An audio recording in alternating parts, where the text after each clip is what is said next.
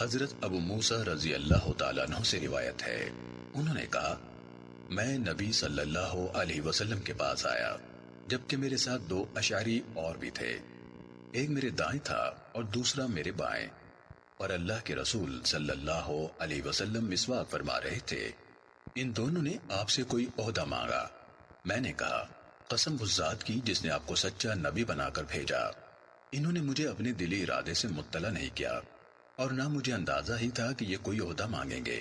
مجھے یوں لگتا ہے کہ میں اب بھی دیکھ رہا ہوں کہ آپ کی مسواک آپ کے ہونٹ مبارک کے نیچے ہے اور ہونٹ سکڑا ہوا ہے۔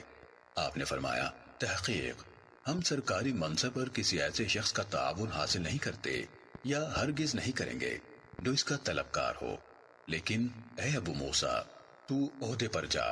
پھر آپ نے انہیں یعنی ابو موسیٰ کو حاکم بنا کر یمن بھیج دیا۔ پھر آپ صلی اللہ علیہ وسلم نے ان کے پیچھے حضرت معاذ بن جبل رضی اللہ تعالیٰ عنہ کو بھی بھیج دیا۔